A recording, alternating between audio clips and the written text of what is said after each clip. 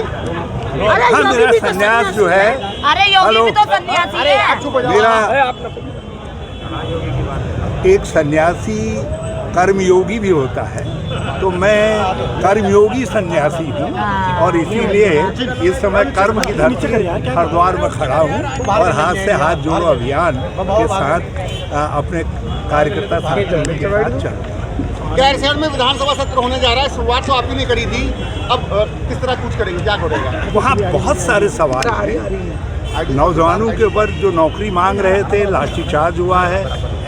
भ्रष्टाचार को ये सरकार छुपाना चाह रही है। अंकिता हत्याकांड के हत्यारों को बख्शे दे, हत्यारों को छिपाना चाह रही है, उनको बचाना चाह रही है। गन्ना किसानों के साथ धोखा किया है।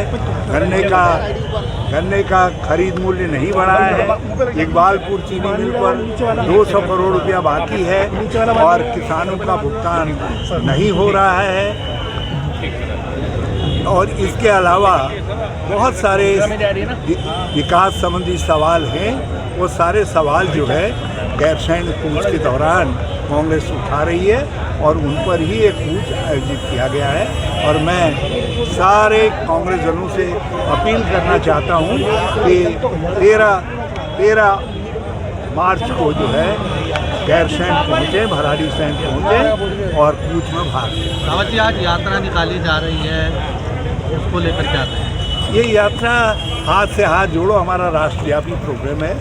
इस सरकार के कई कुकृत्यों को जनता लूट रही है। रसोई में आग लगी हुई है, गैस के दाम निरंतर आसमान पर है, पेट्रोल डीजल आदि के दाम, हर खाने की चीज़ के दाम आसमान पर है, बेरोजगारी चरम पर है, महिलाओं पर अत्याचार निरंतर बढ़ रहा है, किसानों की मजदूरों की अनसुनी हो रही है, छोटे व्यापारी त्रस्त हैं, सब लोग, पूरा देश पस्त हाल हो रहा है। केवल कुछ पैसे वाले लोगों के साथ ये सरकार जुड़ी हुई है, जिनका नेतृत्व अडानी कर रहे हैं, जिन्होंने देश का माल चंपत कर रखा है, उनको ये सरकार संरक्षण दे रही है।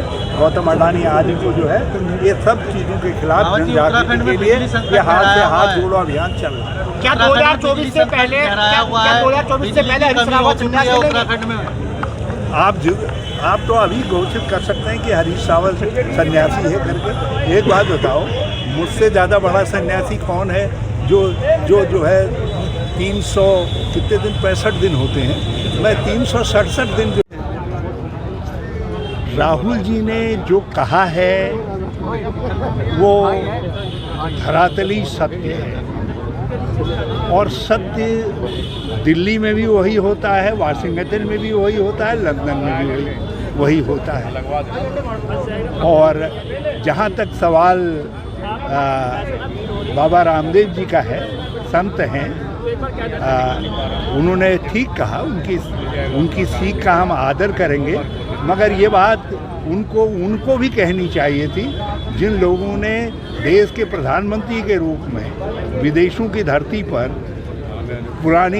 पहले के प्रधानमंत्रियों के खिलाफ, पहले की सरकारों के खिलाफ खुले बयान दिए थे। तो जिन्होंने विदेश की धरती में अपने देश की राजनीति को उठा करके एक सर्वमान्य नियम की अवहेलना की, तो वो नियम की भी जो है, मैं संत हमेशा जो है सत्य कहते हैं। यदि आज वो सत्य समझते हैं, इसको उन्होंने कहा है, तो उस समय ये सत्य उनको याद क्यों नहीं आया? ये मेरा उनसे प्रश्न है कि वो जो है उसकी भी निंदा करें, जिसने भी विदेश की धरती पर इस देश के सवाल कहे। राहुल जी कोई सरकारी पद पर नहीं है, वो जनप्रतिनिधि हैं। तो जनप्रतिनिधि पर और सरकारी प्रतिनिधियों पर इस संबंध में अलग अलग मापदंड होते हैं और लोगों ने सरकार के प्रतिनिधि के रूप में विदेशों की धरती पर अपने देश के पूर्व प्रधानमंत्री और सरकारों के खिलाफ बयान दिया है।